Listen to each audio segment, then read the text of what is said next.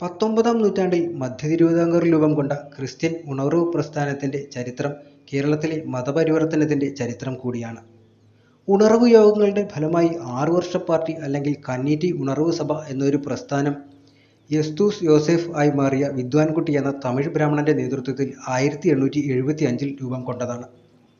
Colonial കാലഘട്ടത്തിലെ തദ്ദേശ വിദേശമായ എല്ലാ എഴുത്തുകളിലും ആഖ്യാനങ്ങളിലും വിട്ടുകളയലോടുകൂടിയും ശത്രുപക്ഷത്ത് നിർത്തിയും കൊണ്ട് രേഖപ്പെടുത്തലുകൾക്ക് വിധേയമാക്കിയ ചരിത്രമായിരുന്നു ഉണർവ് സഭകളുടേത്. 1881 ഒക്ടോബർ 2-ന് 2 മണിക്ക് ലോകാവസാനം എന്ന് വിളംബരം ചെയ്ത് പ്രവർത്തിച്ച വലിയൊരു പ്രസ്ഥാനമായിരുന്നു ഈ ഉണർവ് സഭ. തിരുവിതാംകൂറിൽ പ്രധാനമായും 4 ഉണർവ് സഭകളാണ് ശക്തിയായി ആഞ്ഞടിച്ചത്. വിദ്വാൻകുട്ടിയിൽ നിന്നു തുടങ്ങി ഈ ഉണർവിന്റെ ഘോഷങ്ങൾ 1908-ൽ പൊയ്കയിൽ യോഹന്നാനിലാണ് അവസാനിക്കുന്നത്. ഇത് ഒരിക്കലും പൂർത്തിയാക്കപ്പെട്ടതോ തുടർച്ചയായതോ അല്ലായിരുന്നു. ക്രിസ്തുമതത്തിനെയും ബൈബിളിനെയും ചുറ്റിപ്പറ്റി തന്നെയാണ് ഇത് നാലും വളർന്നത്. ആദ്യ ഉണർവ് പ്രസ്ഥാനത്തിൽ മാത്രമാണ് ഇതിൽ വിശകലന വിധേയമാക്കിയത്. ആംഗ്ലിക്കൻ മിഷണറി അവബോധങ്ങൾ മാത്രമാണ് ക്രൈസ്തവരായ കീഴാള ന്യൂനപക്ഷ ജനതയുടെ സാമൂഹ്യ പരിവർത്തനത്തിന് കാരണമായതെന്ന് പറയുകയും ഇതേ കാലയളവിൽ നടന്ന മറ്റ് സാമൂഹ്യ ഇടപെടലുകളെ പ്രാധാന്യം കുറഞ്ഞ ഭൂതകാലമാക്കി മാറ്റി നിർത്തുകയോ ഒഴിവാക്കുകയോ ആണ് ചരിത്രരചയിതാക്കൾ ചെയ്തിരിക്കുന്നത്. ചില ഭൂതകാല സംഭവങ്ങളെ ചരിത്രരചയിതാക്കൾ ഭ്രാന്താണെന്ന് മുദ്രകുത്തുകയും ക്രൈസ്തവ സഭാ ചരിത്രരചയിതാക്കൾ പൈശാചിക പ്രവർത്തന പട്ടികയിൽ ഉൾപ്പെടുത്തി തള്ളിക്കളയാറുമുണ്ട്. അതായത് സാമൂഹ്യ ജീവിതത്തിൽ വേണ്ടവിധം ആത്മീയമായും ബൗദ്ധികമായും ജനങ്ങളിൽ ഇടപെടലുകൾ നടത്താൻ സാധിക്കാതെ കീഴാള ഭൂതകാല സംഭവങ്ങളായി ഇതിനെ ചിത്രീകരിക്കുന്നു. പാലക്കാട് മഞ്ഞപ്പുറം ഗ്രാമത്തിൽ വെങ്കിടേശ്വര ഭാഗവതരുടെയും മീനാക്ഷിയുടെയും കടിഞ്ഞൂൽ പുത്രനായി 1835 സെപ്റ്റംബർ 4-ന് ജനിച്ച രാമയ്യനാണ് പിൽക്കാലത്ത് വിദ്വാൻകുട്ടി, യുസ്തോസ് യോസഫ്, യൂയോ രാലിസൻ തുടങ്ങിയ പേരുകളിൽ അറിയപ്പെട്ടത്. വെങ്കിടേശ്വര ഭാഗവതർ തിരുവിതാംകൂറിലേക്ക് എത്തിപ്പെട്ടതിനെ സംബന്ധിച്ച് പ്രധാനമായും 2 ആഖ്യാനങ്ങളാണുള്ളത്. വസ്ത്രവ്യാപാരത്തിനായി കരുനാഗപ്പള്ളിയിൽ എത്തിയെന്നും സംഗീതാധ്യാപകനാർത്ഥം ശാസ്താംകോട്ടയ്ക്ക് സമീപം എത്തിയെന്നും പറയപ്പെടുന്നുണ്ട്. വെങ്കിടേശ്വര ഭാഗവതർ മീനാക്ഷി ദമ്പതികൾക്ക് രാമയ്യനെ കൂടാതെ വെങ്കിടകൃഷ്ണൻ, സുബ്രഹ്മണ്യൻ, സൂര്യനാരായണൻ, ഗോവിന്ദൻ, പത്മനാഭൻ എന്ന 6 പുത്രന്മാരും അലുമേലു എന്ന ഒരു പുത്രിയും ജനിച്ചു. 4-മതായി ജനിച്ച അലുമേലു 4-ാം വയസ്സിൽ തന്നെ മരണപ്പെടുകയും ചെയ്തിട്ടുണ്ട്. 1852 മുതൽ ഈ കുടുംബം തേവലക്കര ഇടയ്ക്കും വീട്ടിൽ നിന്നും ദാനമായി കൊടുക്കപ്പെട്ട ഒരു മഠത്തിലും പിന്നീട് ചവറയിൽ കാവിനാൽ രാമക്കുറുപ്പ് ദാനമായി കൊടുക്കപ്പെട്ട കാവിനാൽ മഠത്തിലുമാണ് പാർത്തുവന്നത്. ഈ കാലയളവിനുള്ളിൽ മൂത്തപുത്രനായ രാമയ്യർ മലയാളം, തമിഴ്, സംസ്കൃതം ഭാഷകളിലും ജ്യോതിശാസ്ത്രം, സംഗീതം, ജാതകം, എഴുത്ത്, പ്രശ്നം വെപ്പ്, മുഹൂർത്തം പറയാനുള്ളതിലും പ്രാവീണ്യം നേടിയിരുന്നു. ഈ കാലഘട്ടത്തിലാണ് ഇദ്ദേഹത്തിന് വിദ്വാൻകുട്ടി എന്ന പേര് ലഭിക്കുന്നത്. ഈ പേര് ലഭിക്കുന്നതിന് പിന്നിൽ പല സംഭവങ്ങളാണ് ചേർത്ത് വച്ചിരിക്കുന്നത്. 1850-ൽ ഉത്രം തിരുനാൾ മാർത്താണ്ഡവർമ്മ മുറജപ സദ്യ നടത്തുകയുണ്ടായി. സദ്യയെ സംബന്ധിച്ചുള്ള അഭിപ്രായങ്ങൾ ചോദിച്ച് രാജാവ് കൊട്ടിലിലെത്തി. ഈ സമയം ബാലനായ രാമയ്യന്റെ അടുത്തെത്തിയപ്പോൾ കൂസൽ കൂടാതെ ഇങ്ങനെ പറഞ്ഞു: സദ്യവട്ടമെല്ലാം കേമമായി, പക്ഷേ മീനില്ലായ്ക കൊണ്ട് ഊണാർക്കും സുഖമായില്ല. മീനില്ലാത്തത് ഒരു വലിയ കുറവ് തന്നെയാണ് സ്വാമി. ഈ സമയം സകലരുടെയും കണ്ണ് ബാലന് നേർക്ക് തിരിഞ്ഞു. കുട്ടി മത്സ്യം ഉപയോഗിക്കാറുണ്ടോ? മത്സ്യം ഇഷ്ടമാണല്ലേ എന്നും രാജാവ് തിരിച്ചു ചോദിച്ചു. അപ്പോൾ അദ്ദേഹം ഇങ്ങനെ പറഞ്ഞു: ഞാൻ ഒരിക്കലും മത്സ്യം ഉപയോഗിച്ചിട്ടില്ല, കൂട്ടുകയുമില്ല സ്വാമി. പക്ഷേ ഒരു മത്സ്യം പോലുമില്ലാത്ത പത്മനാഭ ക്ഷേത്രക്കുളത്തിൽ സദ്യയൂണുകാർ കൈ കഴുകി വറ്റു മുഴുവൻ കൽപ്പടവുകളിൽ അടിഞ്ഞു തങ്ങിക്കിടക്കുന്നു. എല്ലാവരും അറപ്പോടുകൂടിയാണ് അവിടെ കൈ കഴുകുന്നത്. മീനുണ്ടായിരുന്നുവെങ്കിൽ വറ്റു മുഴുവൻ തിന്നു തീർത്തുകൊള്ളുമായിരുന്നു എന്ന് ഉത്തരം പറഞ്ഞു. ഇത് കേട്ട രാജാവ് അത്യന്തം സന്തുഷ്ടനായി. കുട്ടി വിദ്വാൻ തന്നെ, സംശയമല്ല എന്ന് കൽപ്പിക്കുകയും ചെയ്തു. അങ്ങനെ രാമയ്യന് ലഭിച്ച പേരാണ് വിദ്വാൻകുട്ടി എന്നത്. മറ്റൊന്ന്, കരുനാഗപ്പള്ളിയിലെ അഴകത്ത് കരുണാകർക്കുറുപ്പിന്റെ കീഴിൽ പഠനം നടത്തിയപ്പോൾ ഏറ്റവും സമർത്ഥനായ ശിഷ്യൻ എന്ന നിലയിൽ ലഭിച്ച പദവിയാണ് വിദ്വാൻകുട്ടി എന്നതാണ് ആഖ്യാനം. ഉത്രം തിരുനാളിന്റെ സദസ്സിൽ സംഗീത കച്ചേരിയും സംസ്കൃത ശ്ലോകങ്ങളും ചൊല്ലിയതിന്റെ പേരിൽ ലഭിച്ച പദവിയാണ് വിദ്വാൻകുട്ടി എന്ന് മറ്റൊരു സംഭവമുണ്ട്. സംസ്കൃതത്തിൽ അഗാധ പാണ്ഡിത്യം ഉണ്ടെന്ന് മനസ്സിലാക്കി ഒരു അധ്യാപകൻ ഇട്ടതാണ് വിദ്വാൻകുട്ടി എന്ന പേരും എന്ന് പറയപ്പെടുന്നു. ഈ ബ്രാഹ്മണ കുടുംബം കുറച്ചുകാലം തിരുവനന്തപുരത്ത് താമസിക്കാനിടയായി. ഈ കാലത്ത് രാമയ്യന്റെ അമ്മയുടെ നേത്രരോഗം കാരണം തേവലക്കര വരികയുണ്ടായി. തേവലക്കരയിൽ വെച്ച് രാമയ്യനും സഹോദരങ്ങളും അവരുടെ വിദ്യാഭ്യാസ ജീവിതം കൂടുതൽ മെച്ചപ്പെടുത്തി. ഭാര്യയെ ചികിത്സിക്കുന്ന ക്രിസ്ത്യാനി വൈദ്യന്റെ ജീവിത രീതിയെ വെങ്കടേശ്വര ഭാഗവതർ ശ്രദ്ധിക്കുകയും അദ്ദേഹത്തിന്റെ വിശ്വാസ രീതിയോട് ജിജ്ഞാസയും ഉണ്ടാവുകയും ചെയ്തു. ഇതിനിടയിൽ വെങ്കടേശ്വര ഭാഗവതർക്ക് ഒരു ബൈബിൾ ലഭിക്കുകയുണ്ടായി. അത് പതിവായി അദ്ദേഹം കുടുംബത്തിലെ എല്ലാവരെയും വായിച്ചു കേൾപ്പിച്ചിരുന്നു. പ്രത്യേകിച്ച് മീനാക്ഷിയമ്മാളിനായിരുന്നു ക്രിസ്തീയ പഠിപ്പിക്കലുകളോട് കൂടുതൽ ആകർഷണം തോന്നിയത്. രാമയ്യന് 21 വയസ്സുള്ളപ്പോൾ 1857 കരുനാഗപ്പള്ളിയിലെ പുത്തൂർ മഠത്തിലെ സീതാദേവി എന്ന 10 വയസ്സുകാരിയെ വിവാഹം ചെയ്തു. ഇതേ കാലഘട്ടത്തിലാണ് ജോസഫ് പീറ്റ് എന്ന ആംഗ്ലിക്കൻ മിഷണറി മാവേലിക്കര കേന്ദ്രമാക്കി സമീപ പ്രദേശങ്ങളിൽ പ്രവർത്തിച്ചിരുന്നത്. പീറ്റ് 1840 മാവേലിക്കരയിൽ ഒരു ആംഗ്ലിക്കൻ ദേവാലയം സ്ഥാപിക്കുകയും ചെയ്തിരുന്നു. ഈഴവർക്കിടയിലായിരുന്നു മാവേലിക്കരയിലെയും സമീപ പ്രദേശങ്ങളിലെയും പ്രവർത്തനങ്ങൾ നടത്തിയിരുന്നത്. ചെപ്പാട്, പുതുപ്പള്ളി, കൃഷ്ണപുരം, കന്നീറ്റി, ഞക്കനാൽ, ഭരണിക്കാവ്, കറ്റാനം, ക്ലാപ്പന തുടങ്ങിയ പരിപൂർണ ഈഴവ സഭകൾ പീറ്റ് സ്ഥാപിക്കുകയുണ്ടായി. 1841 218 പേജുള്ള ഒരു മലയാള വ്യാകരണ പുസ്തകവും ഫുൾമോനി എന്നും കോരുണ എന്നും പേരായി 2 സ്ത്രീകളുടെ കഥ എന്ന നോവലും ജോസഫ് പീറ്റ് എന്ന യൂറോപ്യൻ്റെ പ്രശസ്തി വർദ്ധിപ്പിക്കുകയും ചെയ്തു. വിദേശികളായ ഒരാൾ മലയാള വ്യാകരണം എഴുതിയതറിഞ്ഞ് ആ അത്ഭുത മനുഷ്യനെ കാണുന്നതിനായും തൻ്റെ ബൈബിൾ സംബന്ധമായ സംശയങ്ങൾ ചോദിക്കുന്നതിനായും രാമയ്യൻ ജോസഫ് പീറ്റ് എന്ന മിഷണറിയുടെ അടുക്കലെത്തി. കന്നീറ്റി CMS സഭയിലെ ജെ തൈര്യൻ എന്ന പാതിരിയാണ് ജോസഫിൻ്റെ പീറ്റിൻ്റെ അടുക്കിലേക്ക് പറഞ്ഞയച്ചിരിക്കുന്നത്. ക്രിസ്തുമതത്തെക്കുറിച്ചും മറ്റു തത്വസംഹിതകളെക്കുറിച്ചുമെല്ലാം ഇവർ ദീർഘനേരം സംസാരിച്ചു. പിന്നീട് പല ദിവസങ്ങളിലും മാവേലിക്കരയിൽ വെച്ച് ഇവർ കൂടിക്കാണുകയും കൂടുതൽ കാര്യങ്ങൾ പരസ്പരം സംസാരിക്കുകയുമുണ്ടായി. ജോൺ ബെന്യാൻ എഴുതിയ പരദേശി മോക്ഷയാത്രയുടെ ഒരു പ്രതി ഇദ്ദേഹത്തിന് ലഭിക്കുകയുണ്ടായി. ഈ പുസ്തകം ആ ബ്രാഹ്മണ കുടുംബത്തെ മതപരിവർത്തനം എന്ന ആശയത്തിലെത്തിച്ചു. രാമയ്യൻ്റെയും വെങ്കിടകൃഷ്ണൻ്റെയും സുബ്രഹ്മണ്യൻ്റെയും ഭാര്യമാർ ഈ തീരുമാനത്തെ എതിർക്കുകയും അവരുടെ വീടുകളിലേക്ക് പിണങ്ങിപ്പോവുകയും ചെയ്തു. മൂത്ത 2 സഹോദരങ്ങളുടെ ഭാര്യാപിതാക്കന്മാരിൽ ഒരാൾ കോടതിയിലെ പോലീസ് ഉദ്യോഗസ്ഥനും മറ്റൊരാൾ പബ്ലിക് ഓഫീസിലെ ഉദ്യോഗസ്ഥനുമായിരുന്നു. ഈ ഒരു കാരണം ബ്രാഹ്മണ കുടുംബത്തിൻ്റെ മതപരിവർത്തന തീരുമാനത്തിൻ്റെ പ്രചരണം വളരെ വേഗത്തിലാക്കി. വാർത്തയറിഞ്ഞ് ബ്രാഹ്മണ നേതാക്കൾ ഇവരെ വന്ന് കാണുകയും പിന്തിരിപ്പിക്കാൻ ശ്രമിക്കുകയും വരെ ശ്രമമുണ്ടായി.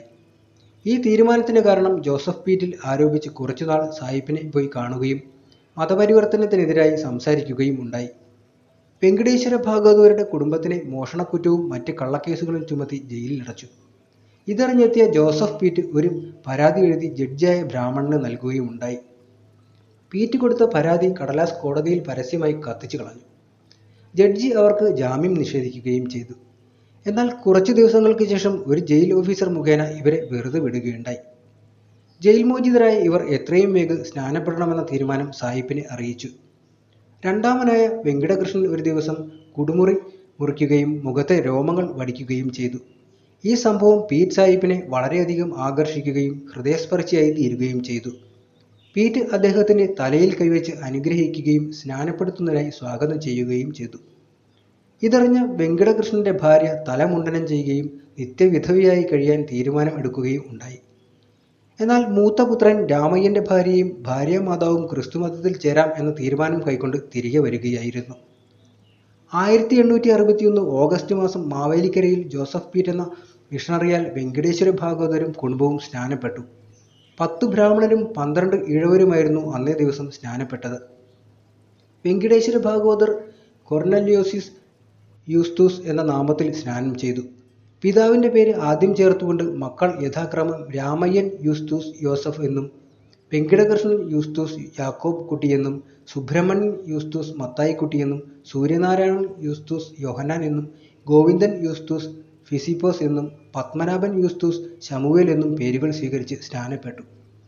മീനാക്ഷിയമ്മൾ സാറ എന്ന പേരും രാമയ്യൻ്റെ ഭാര്യ മേരി എന്നും രാമയ്യൻ്റെ ഭാര്യാമാതാവ് എലിസബത്ത് എന്നും പേരുകളോടുകൂടി ആംഗ്ലിക്കൻ സഭയിൽ ചേരുകയായിരുന്നു.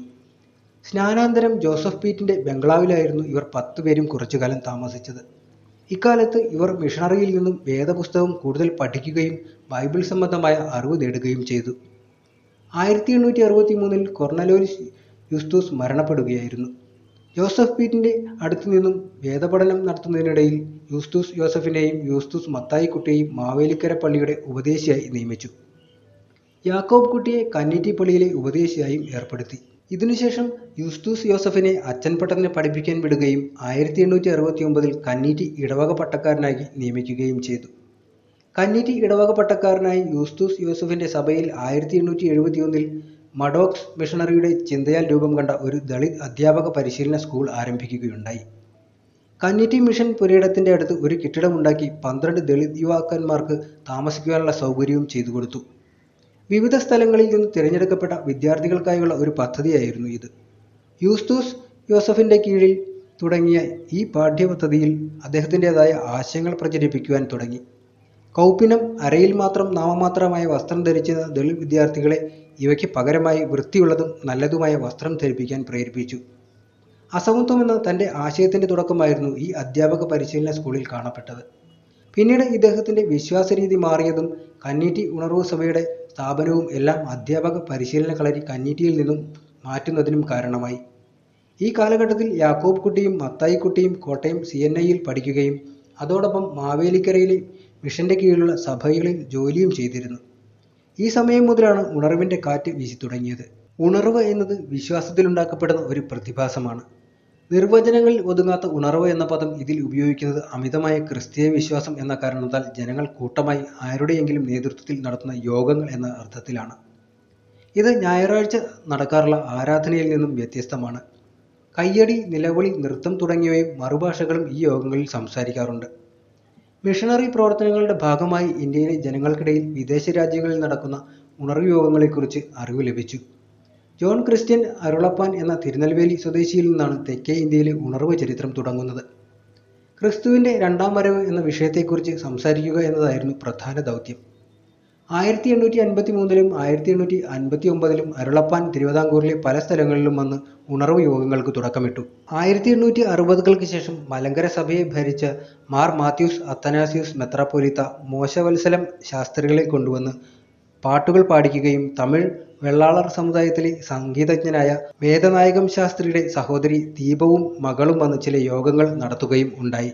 1873 മുതലാണ് ശക്തമായ ഉണർവ് യോഗങ്ങൾ കൂടാൻ തുടങ്ങിയത്. തിരുനെൽവേലി സ്വദേശിയായ പാണ്ടിക്കാരൻ മത്തായി ഉപദേശിയുടെ തീവ്രമായ പ്രസംഗത്തോടുകൂടിയാണ് ഉണർവ് ശക്തി പ്രാപിക്കുന്നത്. താഴ്ന്ന ജാതിയിൽപ്പെട്ടവരും വിദ്യാഭ്യാസം ഇല്ലാത്തവരുമായ മത്തായി ഉപദേശി റോഡ് പണിക്കാരനായി വന്നവരുടെ ഒപ്പം 1873-ൽ കൊല്ലം ജില്ലയിലെ ചെങ്കുളം എന്ന സ്ഥലത്ത് വന്നു ചേർന്നു. യോഗങ്ങൾ സംഘടിപ്പിക്കുകയും കർത്താവിൻ്റെ രണ്ടാമത്തെ വരവിനെ കേന്ദ്രീകരിച്ചുള്ള പ്രസംഗങ്ങൾ നടത്തുകയും ഉണ്ടായി. ഇദ്ദേഹത്തിൻ്റെ പ്രസംഗങ്ങൾ കേൾക്കാൻ അനേകം ആളുകൾ എത്തി. പ്രസംഗം കേൾക്കുന്നവർക്കിടയിൽ ശക്തിയായ പാപബോധവും വലിയ ഇളക്കങ്ങളും അത് ഉണ്ടാക്കുകയും ചെയ്തു. അതുകാരണം ഈ പാണ്ടിക്കാരൻ്റെ കൈവശം ഒരു മാതിരിപ്പാണ്ടിപ്പൊടി ഉണ്ടെന്നും അത് ആളുകളുടെ മേൽ വിതറുമ്പോഴാണ് ഇളക്കവും ധൃതിയും ഉണ്ടാകുന്നതെന്ന് ചിലർക്ക് ആക്ഷേപം പറഞ്ഞു പരത്തി. ഇതേ വർഷം തന്നെ കന്നീറ്റിയിൽ യൂസ്തേസ് യോസഫിൻ്റെ ഇടവകയിൽ മത്തായി ഉപദേശി യോഗം നടത്തുകയും ഉണ്ടായി. അദ്ദേഹത്തിൻ്റെ പ്രസംഗം മൂലം യൂസ്തോസ് യോസഫും സഹോദരങ്ങളും തീവ്രമായ വിശ്വാസികളായി മാറുകയും ഉണ്ടായി. അതേ വർഷം തന്നെ പാണ്ടിക്കാരൻ മത്തായി ഉപദേശി പ്രസംഗയാത്ര അവസാനിപ്പിച്ച് സ്വദേശത്തേക്ക് മടങ്ങി. തെക്ക് കൊട്ടാരക്കര വരെ മുതൽ വടക്ക് നിരണം വരെയുള്ള പല സ്ഥലങ്ങളിലും ഉണർവ് യോഗങ്ങൾ നടത്തിയിരുന്നു. എന്നാൽ ഇതിനുശേഷം കന്നീറ്റിയിൽ വിദ്വാൻകുട്ടി അച്ഛൻ്റെയും സഹോദരന്മാരുടെയും നേതൃത്വത്തിൽ ഉണർവ് യോഗങ്ങൾ തുടർന്ന് നടത്താൻ തുടങ്ങി. യാക്കോബ് കുട്ടി നല്ല പ്രാസംഗികനും മത്തായിക്കുട്ടി സംഗീത വിദഗ്ധനുമായിരുന്നു. ഇവരുടെ പാട്ടുകൾ ജനങ്ങളെ വളരെയധികം ആകർഷിച്ചിരുന്നു. 5 പാട്ടുകൾ അടങ്ങിയ ഒരു ചെറുപുസ്തകം CMS പ്രസിൽ അച്ചടിപ്പിച്ച് വിതരണം ചെയ്തിരുന്നു.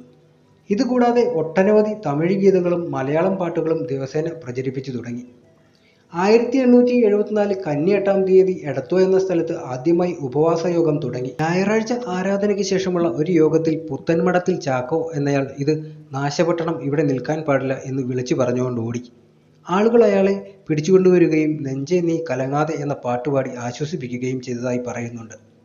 അടുത്ത ഞായറാഴ്ച പ്രസംഗമധ്യത്തിൽ ചാക്കോ എഴുന്നേറ്റ് നിന്ന് അച്ഛനെ കെട്ടിപ്പിടിക്കുകയും രണ്ടുപേരും ഉച്ചത്തിൽ നിലവിളിക്കുകയും ചെയ്തു. 12 വയസ്സ് പ്രായമുള്ള ഏതാനും കുട്ടികൾ നിലവിളിച്ചുകൊണ്ട് പള്ളിയുടെ ഉള്ളിലേക്ക് പ്രവേശിച്ചു. ഈ ബഹളശബ്ദം കേട്ട് ജാതിമതഭേദമന്യേ ഒരു വലിയ ആൾക്കൂട്ടം ഓടിക്കൂടി. 1 മണിക്കൂർ നേരത്തോളം നിലവിളിയും പ്രാർത്ഥനയും നടന്നുകൊണ്ടിരുന്നു. പിന്നീട് അച്ഛനും കുട്ടിമാരും എഴുന്നേറ്റ് എന്നു ഞാൻ കണ്ടുകൊണ്ടിടും എന്ന് ഒരു പുതിയ പാട്ടുപാടി യോഗം പിരിച്ചുവിട്ടു. ഇതിനുശേഷം കുട്ടി സഹോദരങ്ങൾ വിവിധ സ്ഥലങ്ങളിൽ യോഗം നടത്തുകയുണ്ടായി. ഇവരെ കൂടാതെ കൂടാരപ്പള്ളി തൊമ്മച്ചനും ഓമല്ലൂർ ഈപ്പനും മറ്റ് പ്രദേശങ്ങളിലെ ഉണർവ് യോഗങ്ങൾ നടത്തിയിരുന്നു. ഉണർവ് യോഗങ്ങൾ ശക്തി പ്രാപിച്ചത് ആദ്യം ആംഗ്ലിക്കൻ മിഷണറിമാരെ സന്തോഷത്തിലാക്കിയെങ്കിലും പിന്നീട് സംശയത്തോടു കൂടിയാണ് അവർ യോഗങ്ങളെ വീക്ഷിച്ചത്. പല മിഷണറിമാരും രഹസ്യമായും പരസ്യമായും ഉണർവ് യോഗങ്ങളെ നിരീക്ഷിക്കാൻ വന്നിരുന്നു. ഹെൻറി ബേക്കർ ജൂനിയർ ഉണർവ് യോഗങ്ങളെ അറിയുന്നതിനായി ആനപ്രാമ്പാൽ പള്ളിയിൽ എത്തുകയും ചെയ്തിട്ടുണ്ട്. യോഗത്തിൽ സായിപ്പ് പ്രസംഗത്തിനായി നിൽക്കവേ നേരമാകും മുൻനിന്നിൽ എന്ന ഗീതം ചൊല്ലിയതിൽ സായിപ്പ് പ്രസംഗപീഠത്തിന്മേൽ കവിണ്ണിക്കിടന്നു നെഞ്ചത്തടിച്ച് നിലവിളിച്ചു. അതിനുശേഷം നിവർന്നു നിന്നുകൊണ്ട് എൻ്റെ അപ്പൻ ആഗ്രഹിച്ചു കടന്നുപോയതും സുറിയാനി സഭയെക്കുറിച്ച് വാഞ്ചിച്ചു കടന്നുപോയതുമായ കൃപ ഞാൻ കണ്ടെത്തി എന്ന് പ്രസ്താവിച്ചു. വിദ്വാൻകുട്ടി അച്ഛൻ്റെയും മറ്റു കുട്ടി സഹോദരന്മാരുടെയും നേതൃത്വത്തിൽ അനുതാപ സംഘം രൂപീകരിക്കുകയും എല്ലാ വിവിധ സഭകളിലും കയറിയിറങ്ങി യോഗങ്ങൾ നടത്തുകയും ഉണ്ടായി. ആംഗ്ലിക്കൻ സഭാ നേതൃത്വം, പ്രത്യേകിച്ച് കെയ്ലി സാഹിബ്, ഇതിനെ വിമർശിക്കുകയും ചെയ്തു. അങ്ങനെയുള്ള സാഹചര്യത്തിലാണ് ഹെൻറി ബെക്കറിൻ്റെ ശുപാർശയോടുകൂടി കുട്ടി സഹോദരങ്ങൾ ചെന്നതിനാൽ കെയ്ലി സാഹിബ് അനുമതി നൽകിയത്.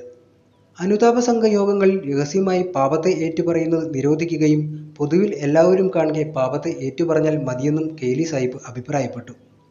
ഇവർ ജനങ്ങളെ കൂട്ടുകൂടുകയും പരസ്യമായി പാപങ്ങൾ ഏറ്റുപറയിക്കുകയും തമ്മിലുള്ള പ്രശ്നങ്ങൾ പരിഹരിക്കുകയും ചെയ്തു. ഉണർവ് യോഗങ്ങളുടെ വികസനം സാധ്യമാക്കിയത് ഈ അനുതാപ സംഘം പ്രവർത്തനം മൂലമാണ്.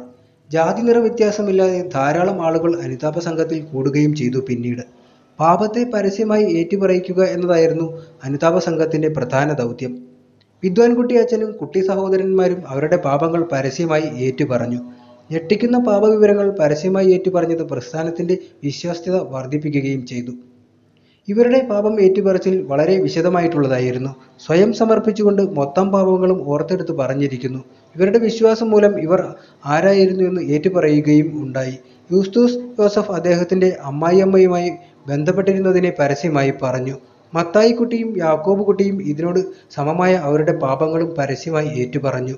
മത്തായിക്കുട്ടി അദ്ദേഹത്തിൻ്റെ അമ്മായിയമ്മയുമായും യൂസ്തോസ് യോസഫിൻ്റെ ഭാര്യയുമായും ബന്ധപ്പെട്ടിരുന്നു. യാക്കോബ് കുട്ടി യൂസ്തോസ് യോസഫിൻ്റെ ഭാര്യയുമായി ബന്ധപ്പെട്ടിരുന്നു എന്നും പറഞ്ഞു. ഈ ഏറ്റുപറച്ചിൽ എന്നത് പുതിയൊരു തുടക്കമായിരുന്നു. ക്രിസ്തീയ വിശ്വാസികൾക്കിടയിൽ അത് വലിയ ചലനവും ഉണ്ടാക്കി. ചെപ്പേഡ് എന്ന സ്ഥലത്ത് ഒരു മനുഷ്യൻ അയാളുടെ സ്വന്തം സഹോദരിയുമായി ലൈംഗിക ബന്ധത്തിലായിരുന്നു എന്ന് ഏറ്റുപറഞ്ഞു. ഒരു മനുഷ്യൻ താൻ ഒരു മൃഗത്തിൻ്റെ ഒപ്പമായിരുന്നു ജീവിച്ചിരുന്നത് എന്ന് പരസ്യമായി പറഞ്ഞു. മങ്കുഴിയിലെ 2 സ്ത്രീകൾ ഒരു പുരുഷനുമായുള്ള അവിഹിത ബന്ധത്തെക്കുറിച്ച് പരസ്യമായി പറഞ്ഞു. മറ്റുള്ള ചിലർ മദ്യപാനം, മോഷണം മുതലായ പാപങ്ങളെക്കുറിച്ച് വെളിപ്പെടുത്തി.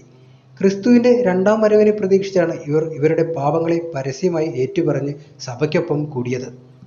പരസ്യമായുള്ള ഏറ്റുപറച്ചിലുകൾ, പ്രത്യേകിച്ചും ലൈംഗിക പാപങ്ങൾ എന്ന പട്ടികയിൽ പെടുത്തിയിരിക്കുന്നതിൻ്റെ ഏറ്റുപറച്ചിലായിരുന്നു അനുതാപ സംഘത്തിൻ്റെ വളർച്ചയുടെയും പ്രചാരണത്തിൻ്റെയും കാരണമായതത്രേ.